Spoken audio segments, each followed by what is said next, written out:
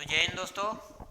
मेरा नाम है प्रशांत गौतम और आप देख रहे हैं मेरा YouTube channel magical study point. तो कल हमने पढ़ा था मध्यकालीन भारत में भारत पर अरबों का आक्रमण, और आज हम पढ़ने वाले हैं भारत पर तुर्कों का आक्रमण। किसका? भारत पर तुर्क आक्रमण। तो भारत पर तुर्क आक्रमण करने वाले दो लोग थे जिन्होंने तुर्क से आए थे। Number first, Mahmud Ghaznavi.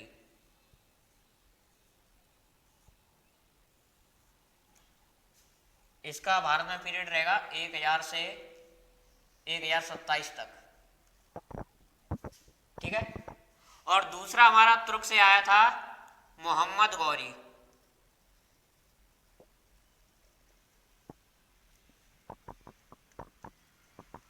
मोहम्मद गौरी गौरी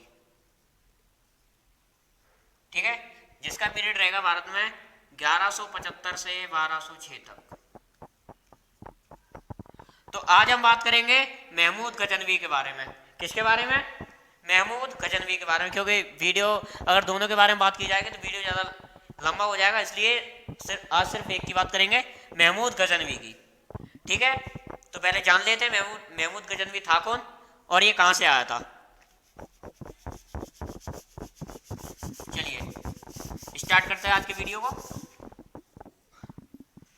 और ये हमारा महमूद गजनवी जो था वो आया था हमारे अफगानिस्तान के गजनी से। कहाँ से?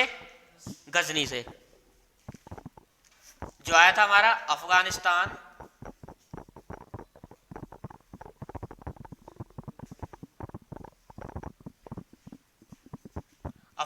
के गजनी नामक स्थान से। कहां से आया था? अफगानिस्तान के गजनी नामक स्थान से। और ये तुर्क थे कौन? तुर्क एक उत्तर चीन की सीमा पर राज करने वाली एक लड़ाकू बर्बर जाति थी। लड़ाकू जाति थी या बर्बर जाति थी। ठीक है, ये लोग तुर्क थे जो चीन की उत्तर पश्चिमी सीमा पर रहते थे, और ये एक लड़ाकू और बर्बर जाति थी। ठीक है, समझ में आ गया होगा। चलिए अब बात करते हैं। तो ये लोग जो तुर्क थे उत्तर पश्चिमी सीमा पर जो निवास करते थे, वो धीरे धीरे करके इस्लाम के संपर्क में आए, और इनका इस्लाम के संपर्क में आने के बाद इनका एक उद्देश्य, सिर्फ एक यही उद्देश्य था कि एक विशाल इस्लाम साम्राज्य की स्थापना करना, या एक विशाल मुस्लिम साम्राज्य की स्थापना करना। इनका यही एक उद्देश्य था।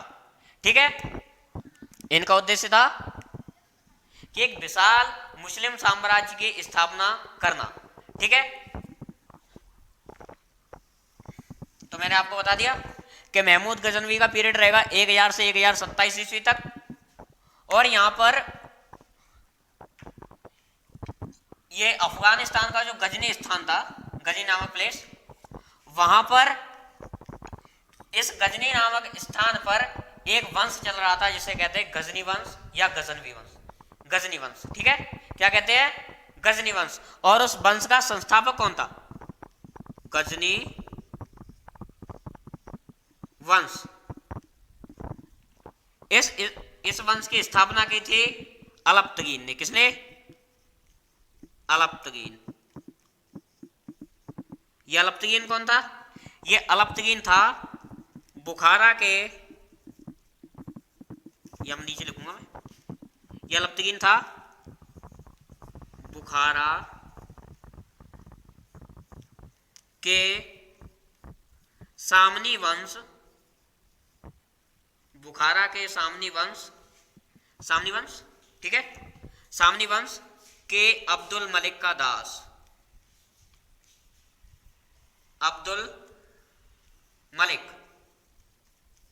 ठीक है, ये सामनी वंश का था अब्दुल मलिक, जो कहां था?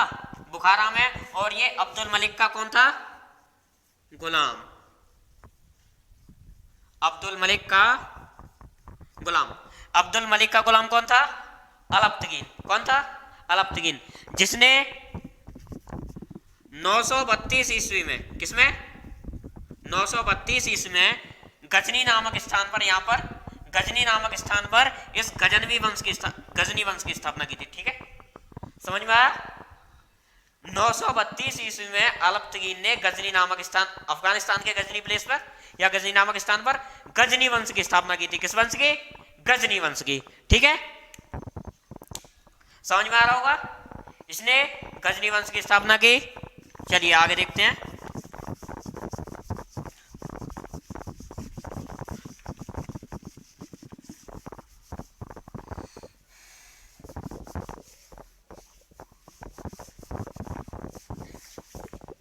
चलिए,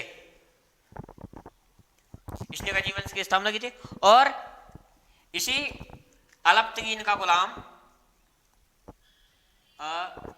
अलपतगीन,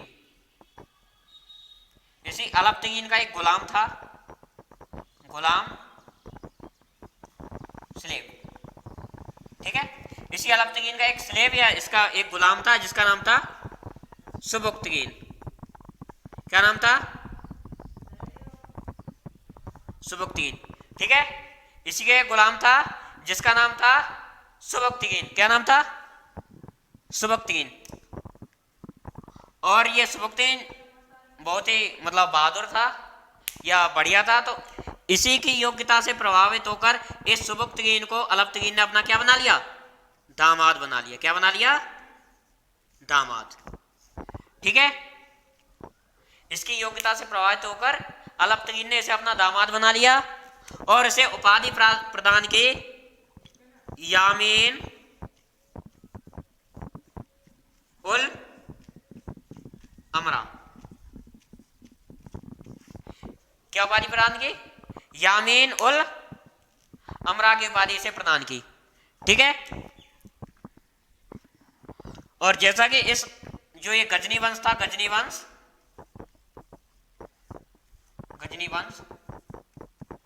इसका दूसरा नाम क्या था? यामिनी वंश। क्या नाम था? यामिनी वंश। ठीक है, इसका दूसरा नाम क्या था? यामिनी वंश। इसका दूसरा नाम यामिनी वंश था। ठीक है, तो अब अलपतगीन ने भारत पर कोई आक्रमण नहीं किया, तो अलपतगीन तो हमारे भारत के मतलब इतिहास में नहीं है। तो अलपतगीन के बाद गद्दी पर बैठा प्रीतगीन। कौन बैठा? प्रीतगीन। वैसे ये भी इतना इंपॉर्टेंट नहीं है।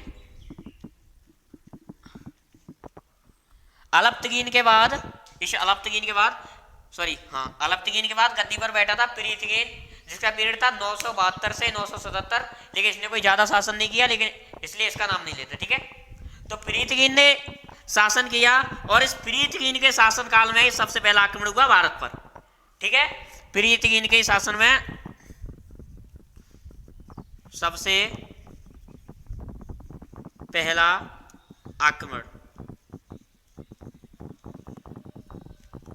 ठीक है, इस प्रीतगीन के शासन में भारत पर हुआ था सबसे पहला आक्रमण, लेकिन सफल नहीं रहा, तो उससे कोई मतलब नहीं है। ठीक है,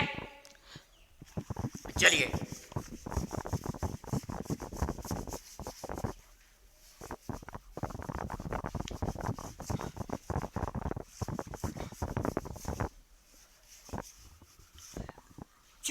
प्रीतगीन जो था वो एक योग्य शासक भी नहीं था, तो इसके बाद फिर गद्दी पर बैठा अलपतगीन के बाद बैठा प्रीतगीन।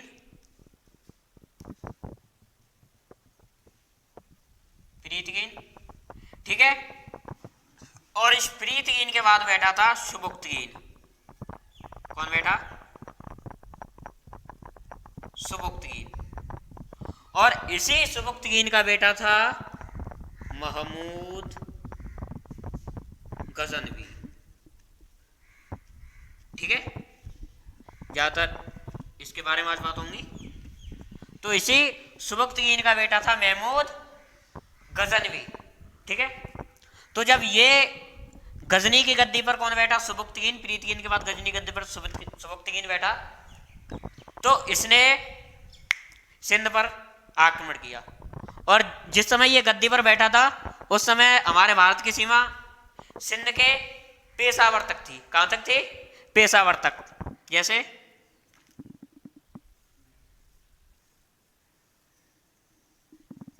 गलत हो गया,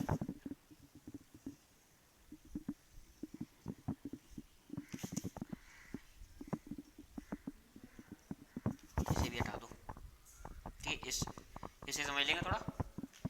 यहां तक ये इधर ये पाकिस्तान वाला इलाका था, तब ये हमारे में ही आता था, और इधर ये अफगानिस्तान था। ठीक है, अफगानिस्तान में इधर गजनी नामक स्थान पर, यहाँ पर गजनी वंश था, और यहाँ सिंध ये मुल्तान वाला इलाका था, और ये इधर सॉरी इधर सिंध वाला, ये मुल्तान वाला, और इधर ही ये सिंध में ही पेशावर था। ठीक है, और जहां तक हमारे भारत की सीमा लगती थी, ठीक है, भारत की सीमा कहां तक थी तब? पेशावर तक। और उस समय यहाँ का राजा कौन था? उस समय यहाँ का राजा था राजा जयपाल। कौन था? राजा जयपाल, जो शाही वंश का राजा था। किसका? शाही वंश का राजा था, एक हिंदू राजा। ठीक है, शाही वंश का एक हिंदू राजा था। कौन? जयपाल। ठीक है, समझ गए होंगे।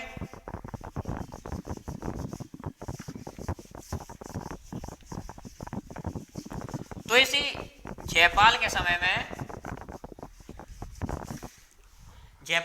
में भारत पर सुबुक्तगीन ने आक्रमण किया। किसने किया?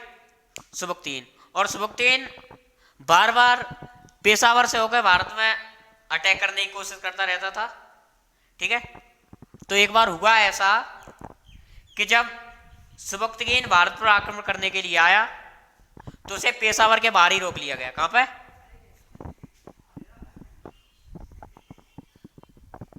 पेशावर के बाहर ही इसे रोक लिया गया।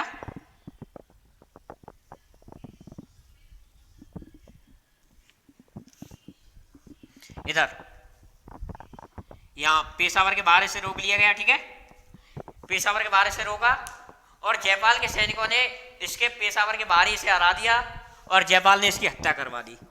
ठीक है, यहां पर रोका और इसकी सुबुक्तगीन की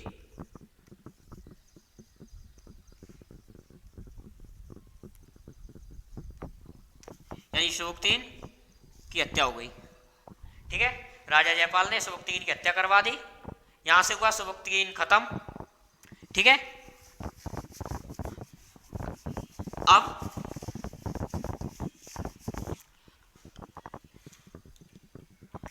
998 में, कहा 998 ईस्वी में गजनी की गद्दी पर कौन बैठा? गजनी की गद्दी पर इसका बेटा महमूद गजनवी बैठा। कौन बैठा? महमूद गजनवी। ठीक है, महमूद गजनी बैठा। महमूद गजनी बैठा 998 में गजनी की गद्दी पर। ठीक है,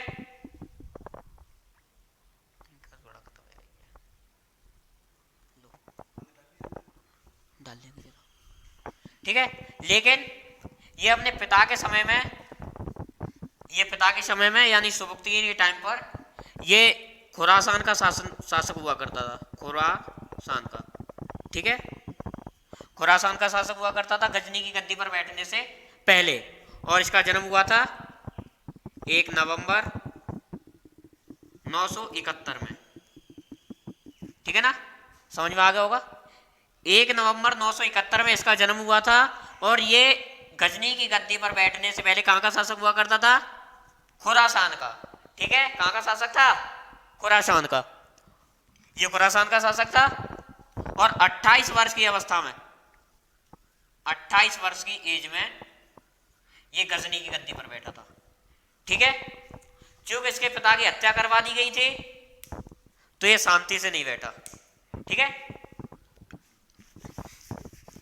ये बिल्कुल शांति से नहीं बैठा। इसे बदला लेना था। किससे? जयपाल से। किससे बदला लेना था? जयपाल से।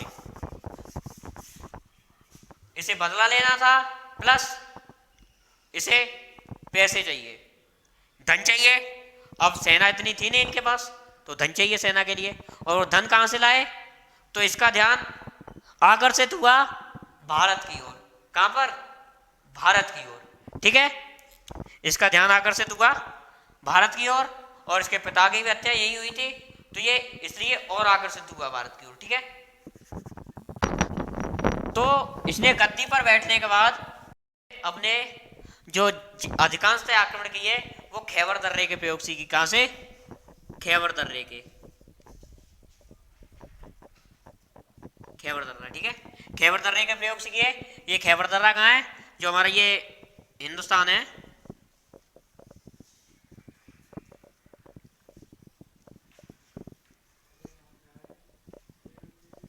ठीक है, ये हिंदुस्तान, यहाँ पर ये पाकिस्तान, और यहाँ पर पाकिस्तान और अफगानिस्तान की सीमा पर एक जो अभी पहाड़ है या पर्वत है जिसे बोलते हैं हिंदुकुश पर्वत। क्या है? हिंदुकुश पर्वत। अब ये पाकिस्तान और हिंदुस्तान की सीमा पर है, और इनको डिवाइड कर रहा है पाकिस्तान और हिंदुस्तान को। यहीं पर इसी खैबर दर्रे से ये भारत में प्रयोग करता था, या अधिकांशतः इसने इसी खैबर दर्रे के प्रयोग से भारत में आक्रमण किए। किसने? महमूद गजनवी ने पर हमला कर दिया। कहां पर? पेशावर, पेशावर के आसपास क्षेत्रों में, आसपास वाले इलाके में, ठीक है। पेशावर के आसपास वाले इलाके में इसने हमला कर दिया, और वहां पर अपना कब्जा करने के बाद या अपना अधिकार करने के बाद ये फिर से लौट गया। कहां लौट गया? गजनी में। कहां पर? कब्जा करने के बाद ये गजनी में लौट गया, ठीक है।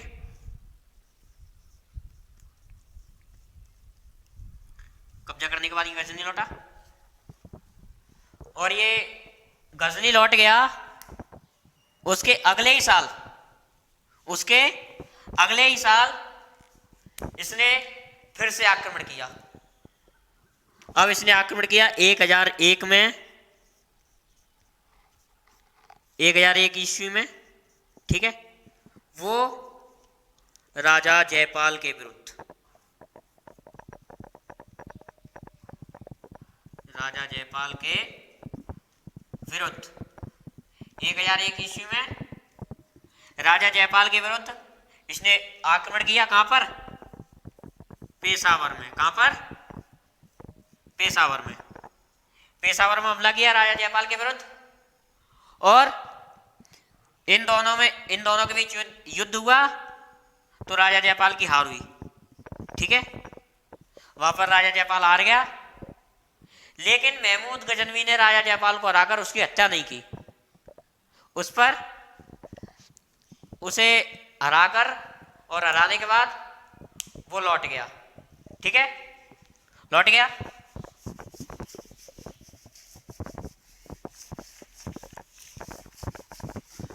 क्योंकि वो इसके पास से धन लूट ले गया था, राजा जयपाल के पास से धन दौलत जो भी था इसके पास लूट कर ले गया था, और इसी अपमान को राजा जयपाल सहन नहीं कर पाया, और उसने खुद ही आग में कूदकर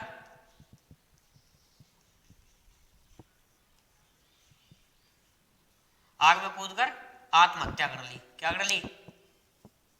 आग में कूदकर आत्महत्या कर ली, ठीक है। और उसका अपने पिता का बदला पूरा हो गया, ठीक है।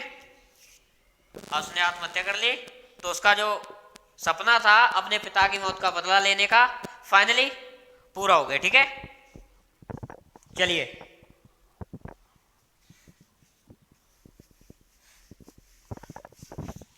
इसके आक्रमणों को हम देखेंगे थोड़ा। तो मैंने बता दिया 1000 में इसने पेशावर के इलाकों में आक्रमण किया था, ठीक है। 1001 में राजा जयपाल के विरुद्ध आक्रमण किया इसने, ठीक है ना। फिर इसका आक्रमण हुआ 1008 में, 1008 ईस्वी में, जो आनंदपाल के विरुद्ध था। किसके? आनंदपाल। और जो कहां हुआ? ये भी पेशावर में हुआ। अब पेशावर में क्यों हुआ? क्योंकि जो आनंदपाल था वो राजा जयपाल का बेटा था। ठीक है, जयपाल ने तो आत्महत्या कर ली। अब जयपाल के बाद गद्दी पर बैठा कौन? उसका बेटा आनंदपाल। और आनंदपाल के गद्दी पर बैठने के बाद 1008 ईस्वी में महमूद गजनवी ने पेशावर पर हमला किया और आनंदपाल को भी हरा दिया। इसकी भी हत्या हो गई। यानी यहां से दोनों खत्म। ठीक है, अब यहां पर अधिकार हो गया किसका? महमूद गजनवी का, या महमूद गजनी या गजनवी। ठीक है, यहां पर अधिकार हो गया महमूद गजनवी का। ठीक है, तो इसे अपनी सैन्य क्षमता को बढ़ाने के लिए पैसों की जरूरत थी। ठीक है, और यहां पर इसके दो ही उद्देश्य थे भारत में आने के। पहला था धन दौलत लूटना, दूसरा यहां से हिंदुइज्म को खत्म करना, यानी हिंदुत्व को खत्म करना, इस्लाम का प्रचार, सिर्फ इस्लाम का प्रचार। ठीक है, इसीलिए इसने अपना टारगेट मंदिरों को रखा। जो हिंदू मंदिर थे उन्हें अपना टारगेट बनाया, क्योंकि मंदिरों में राजाओं का जो सोना भरा रहता था उस समय मंदिरों में ही रहता था। ठीक है, और मंदिर से एक तो ये धन की लूट कर लेता था, और दूसरा जो इसका मकसद था कि यहां से हिंदुइज्म को खत्म करना, हिंदुत्व को खत्म करना, वो भी इससे पूरा हो रहा था। ठीक है, तो इसलिए इसने मंदिरों को अपना टारगेट बनाया। और 1009 में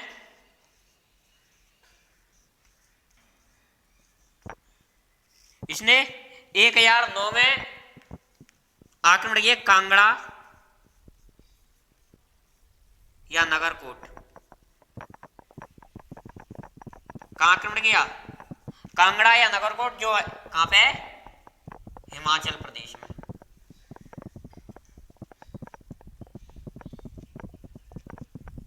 कहां पे? हिमाचल प्रदेश में।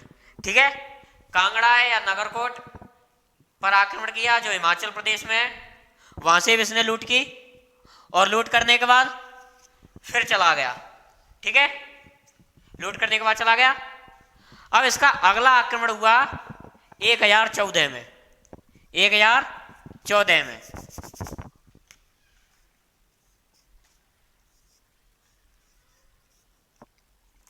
एक 1014 ईस्वी में इसका आक्रमण हुआ। वो हुआ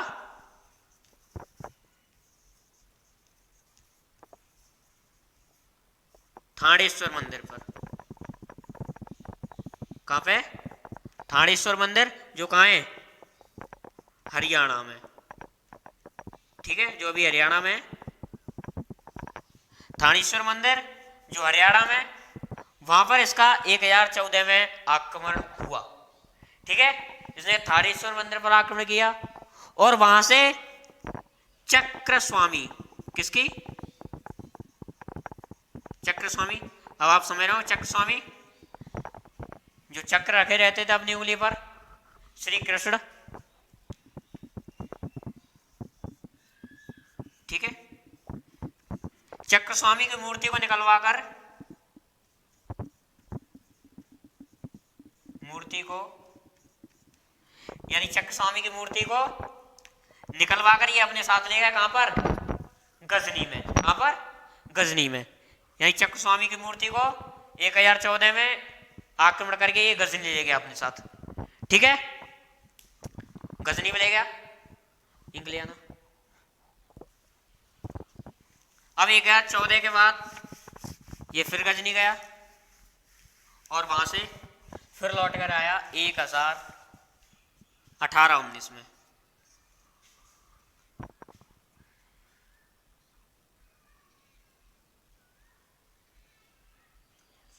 लो, ये आया 1018-19 के बीच। ठीक है, 1014 के बाद ये आया 1018-19 के बीच, जहां पर इसने आक्रमण किए मथुरा और उज्जैन पर।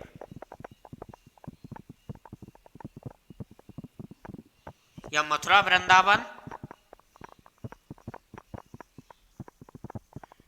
ठीक है, मथुरा वृंदावन और उज्जैन पर भी, उज्जैन पर भी हमले किए इसने, ठीक है। उस समय उज्जैन में गुर्जर प्रतिहार, गुर्जर प्रतिहार राजा राज्यपाल का शासन था। किसका? राज्यपाल।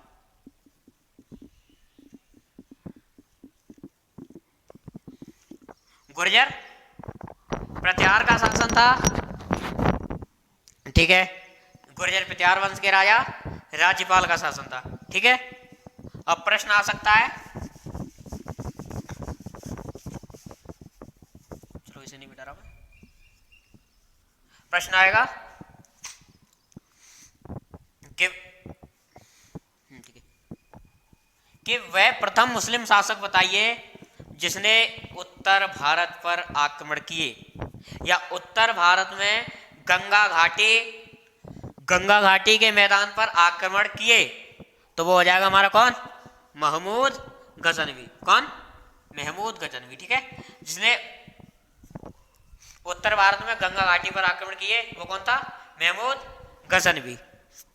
अगला, इसका आक्रमण हुआ अगले साल 1019-20 में, ठीक है। जो कहाँ हुआ? जिसे बोलते हैं हम कालिंजर अभियान। कालिंजर अभियान के नाम से भी जानते हैं इसे, कालिंजर अभियान जो हुआ था। कालिंजर अभियान बुंदेलखंड के समीप है, जो कहां पर? बुंदेलखंड वाले इलाके में, बुंदेलखंड, ठीक है, बुंदेलखंड वाले इलाके में, जहां पर चंदेल वंश के राजा थे। चंदेल वंश के राजा कौन थे? विद्याधर।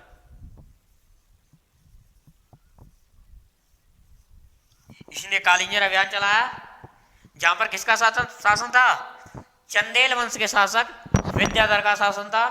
और कहते हैं कि इन्होंने महमूद गजनवी को कड़ी टक्कर दी। इन दोनों के बीच में घमासान युद्ध हुआ, कड़ी टक्कर हुई इसकी विद्याधर से, ठीक है।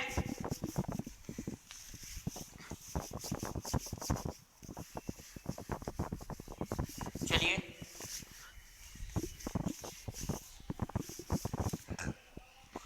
और इसका सबसे महत्वपूर्ण अभियान था इसका 16वां आक्रमण। कौन था? 16वां आक्रमण।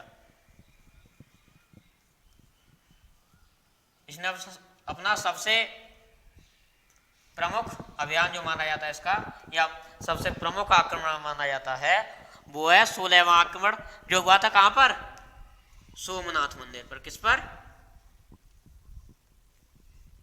सोमनाथ मंदिर पर, जो किसको समर्पित था?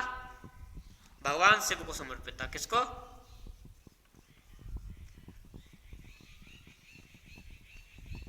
भगवान शिव, ठीक है।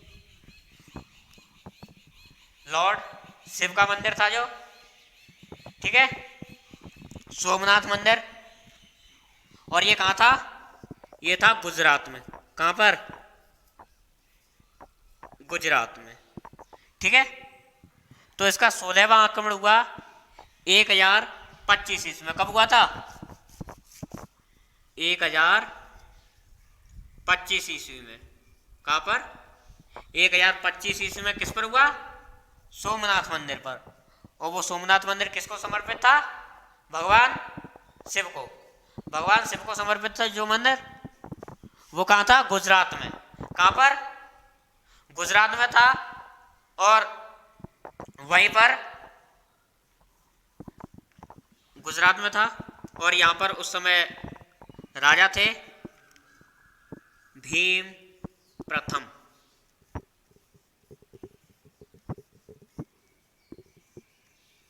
भीम फर्स्ट। भीम प्रथम का शासन था जो किस वंश से आते थे? चालुक्य वंश। चालुक्य वंश या कहते हैं चालुक्य डायनेस्टी।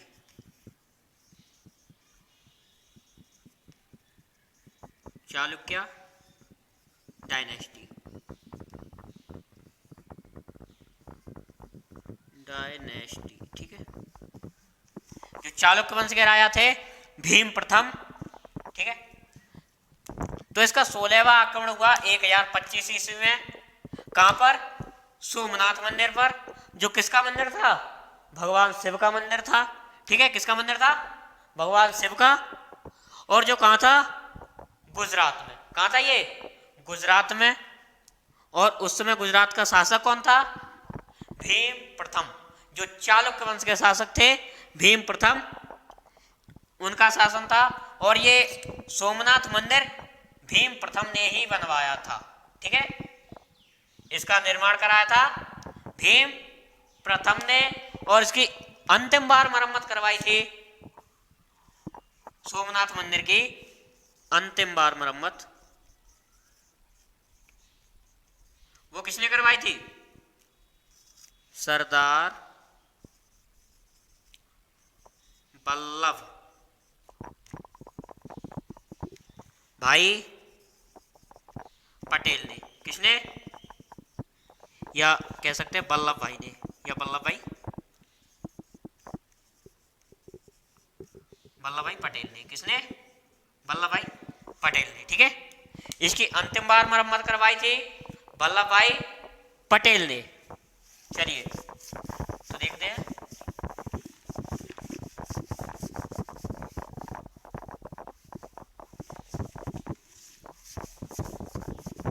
कुछ इतिहासकार कहते हैं कि जब महमूद गजनवी ने सोमनाथ मंदिर पर आक्रमण किया, किस पर? सोमनाथ मंदिर पर, तो वो किससे बना हुआ था? लकड़ी से। किससे? लकड़ी से बना हुआ था। और उस पर जो गेट चढ़ा हुआ था वो था सोने का। किसका? सोने का इस पर गेट चढ़ा हुआ था, ठीक है।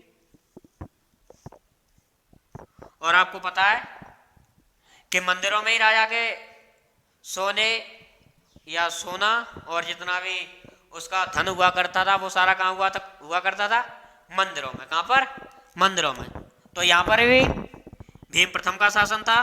मैंने अभी नीचे लिखा भीम प्रथम का शासन था। तो यहां पर इस मंदिर में अपार सोना भरा हुआ था। क्या? अपार सोना भरा हुआ था। और यहीं पर भगवान शिव की मूर्ति थी, जो किसकी थी? सोने की। भगवान शिव की सोने की मूर्ति, ठीक है। निकला ना भाई? भगवान शिव की सोने की मूर्ति थी। तो जब इसने सोमनाथ मंदिर पर आक्रमण किया, ठीक है, या इसका 16वां जो आक्रमण हुआ गुजरात पर सोमनाथ मंदिर पर, तो वहां से इसने सोना लूटा, भगवान शिव की सोने की मूर्ति, ठीक है। और ये लूटने के बाद कहां लौटा? उत्तर भारत में। कहां पर? उत्तर भारत में, ठीक है। उत्तर भारत में जब ये लौट रहा था तो इसकी भिड़ंत हुई किससे? खोखर जाटों से। किसके? खोखर जाटों से, ठीक है। खोखर जाटों से, ये जाटों का एक समुदाय था, यह जाट कम्युनिटी कह सकते हैं। खोखर जाटों से इसकी भिड़ंत हुई। तो वहां पर इन्होंने इसके साथ इस पर हमला किया, ठीक है। इस पर हमला किया तो थोड़ा बहुत जो ये ले जा रहा था या मंदिर से लूटने के बाद थोड़ा बहुत उससे ले लिया गया वहीं पर, ठीक है।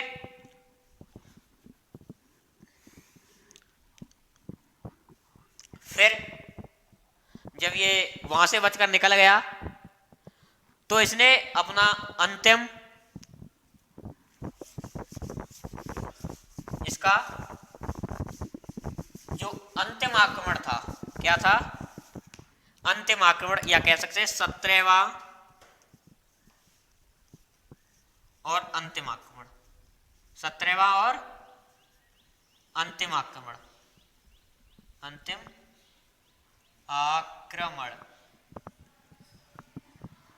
वो इसने किया जाटों के विरुद्ध। कहां पर? जाटों के विरुद्ध। इसका अंतिम आक्रमण हुआ जाटों के विरुद्ध।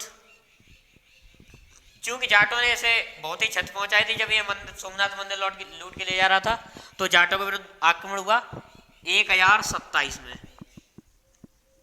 ठीक है, और ये इसका अंतिम अभियान था जाटों के विरुद्ध 1027 ईस्वी में। और वहीं पर ये दिल्ली के निकट,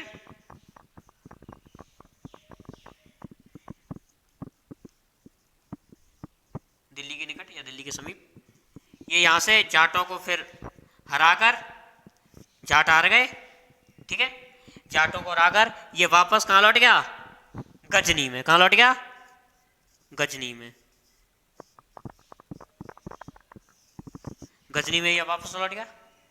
ठीक है, और इससे पहले कि ये अपना अगला आक्रमण करने आता 1030 ईस्वी में इसकी मृत्यु हो गई। ठीक है,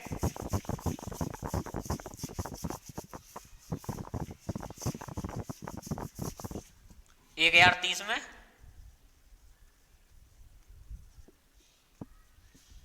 महमूद की मृत्यु हो गई। ठीक है, महमूद गजनवी की 1030 में मृत्यु हो गई। ठीक है, अब इसकी मृत्यु हो गई तो इसने कुछ उपाधियां धारण की थी। ठीक है, उन पर थोड़ा गौर डालते हैं। इसके पास यामीन उद दौला। ठीक है, इसके पास उपाधियां थी यामीन उद दौला और यामीन उद दौला और यामीन उल मिल्ला। ठीक है, यामीन उद दौला और यामीन उल मिल्ला। और एक और तीसरी उपाधि थी गाजी, जो इसे कहां से दी गई थी? जो इसे मिली थी बगदाद के खलीफा से। किससे? बगदाद के खलीफा से, जिसे बगदाद के खलीफा से मिली थी। और वहां पर बगदाद का खलीफा कौन था? वो था अल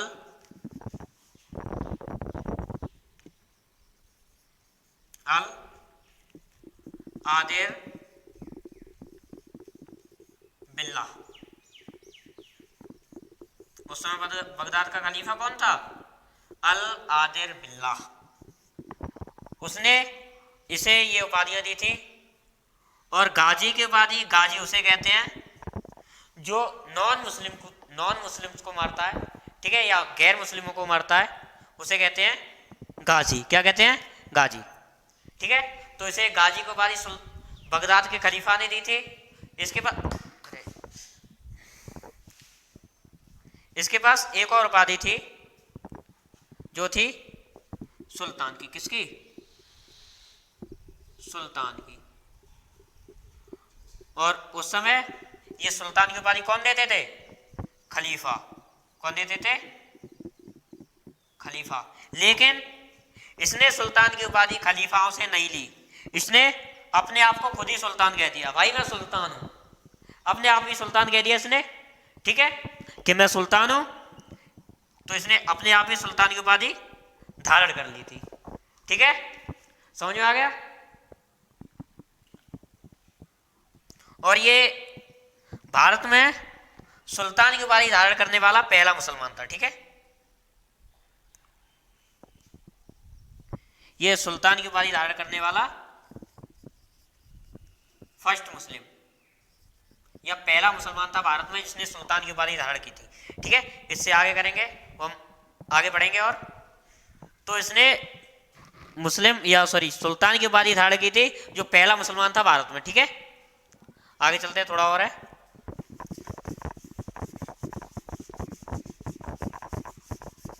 और ये उपाधि इसे मिली कहां से थी?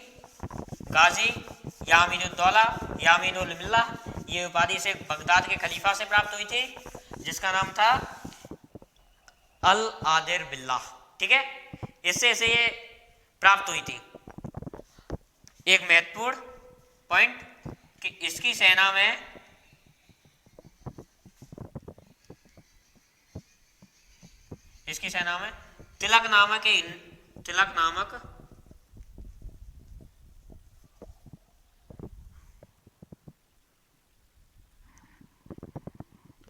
तिलक नामक क्या नाम था? तिलक नामक हिंदू सेनापति था। क्या था? सेनापति। ठीक है, इसकी सेना में तिलक नामक हिंदू एक सेनापति भी था। ठीक है, अच्छा, अब इसके कुछ प्रमुख कवि हुए थे क्योंकि जो राजा महाराजा थे वो कवियों को अपने पास, कवियों लेखकों को अपने पास रखते थे। ठीक है, तो इसका पहला जो कवि था अलबरूनी, लेखक जो था अलबरूनी था, जिसने किताब उल हिंद या तहकीक ए हिंद, किताब उल हिंद या तहकीक ए हिंद नामक पुस्तक लिखी थी। और ये अलबरूनी आया कहां से थे? अलबरूनी आया कहां से था? यह आया था ख्वारिज्म से। कहां से? ख्वारिज्म से। ठीक है, ये ख्वारिज्म से आया था महमूद गजनवी के साथ। ठीक है, महमूद गजनवी के साथ ख्वारिज्म से आया था और उसने कई वर्षों तक भारत के घूमा भारत में। तो उसके बाद इसने किताब लिखी किताब उल हिंद या तहकीक ए हिंद। अब दूसरा जो आता है वो था फिरदौसी। कौन था? फिरदौसी। ठीक है, और फिरदौसी इसका दरबारी लेखक था। कौन था? दरबारी लेखक। फिरदौसी इसका दरबारी लेखक था जिसने लिखी शाहनामा। क्या लिखा? शाहनामा। ठीक है, इसने शाहनामा नामक पुस्तक लिखी थी।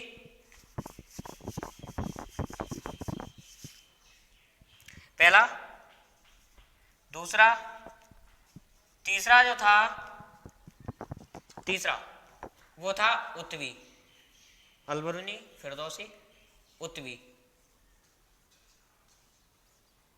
ठीक है, इसने इसके पिता की जीवनी लिखी थी जिसका नाम था तारीख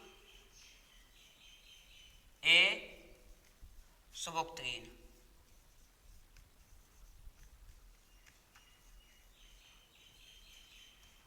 तारीख ए सुबुक्तगीन नामक पुस्तक लिखी थी किसने? उत्वी ने। ठीक है, सॉरी दियो ने।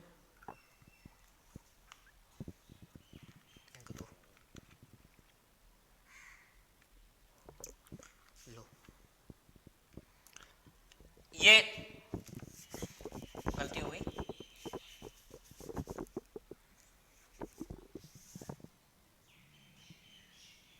तारीख ए सुबुक्तगीन नामक पुस्तक किसने लिखी थी? उत्वी ने। किसने? उत्वी ने नहीं, सॉरी, ये लिखी थी वैहाकी ने। किसने? वैहाकी ने। ठीक है, तारीख वैहाकी ने लिखी थी तारिक ए सुबुक्तगीन, ठीक है, तारिक ए सुबुक्तगीन, जो इसके पिता सुबुक्तगीन की जीवनी थी, ठीक है, वो लिखी थी बैहाकी ने। और एक और इसका कवि था जो था उत्वी, इसने चचनामा जो हमने इससे पहले पढ़ी थी, जिसमें सिंध पर अरबों के विजय की चर्चा थी, वही चचनामा को उसने फारसी में अनुवाद किया। किसने? फारसी में ट्रांसलेट। वो किसने किया? उत्वी ने, ठीक है। किसने किया? उत्वी ने चचनामा को फारसी में अनुवाद किया, ठीक है। अब क्या रह गया?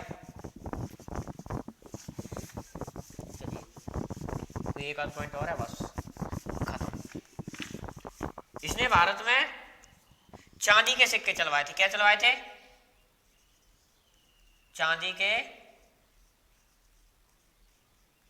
सिक्के, जिन्हें हम क्या कहते थे? दिरहम, क्योंकि दिरहम की शुरुआत पहले ही हो चुकी थी मोहम्मद बिन कासिम के द्वारा, जिसने चलवाए थे किसके? सोने के सिक्के चलवाए थे। लेकिन महमूद गजनवी ने किसके सिक्के चलवाए? चांदी के सिक्के, जिन्हें कहते हैं दिरहम। और ये होते थे, इन पर एक तरफ लिखी होती थी संस्कृत भाषा, ठीक है, एक तरफ संस्कृत और दूसरी तरफ अरबी भाषा, ठीक है। एक तरफ संस्कृत होती थी और दूसरी तरफ होती थी इस पे अरबी भाषा, ठीक है। तो अब यहीं पर महमूद गजनवी क्लोज। अब अगला तुर्क आक्रमणकारी जो आएगा, मोहम्मद गौरी, ठीक है, 1175 से 1206 तक। इसे हम पढ़ेंगे अगली वीडियो में। तो अगर वीडियो पसंद आए तो वीडियो को लाइक कीजिए, शेयर कीजिए और चैनल को सब्सक्राइब कीजिए।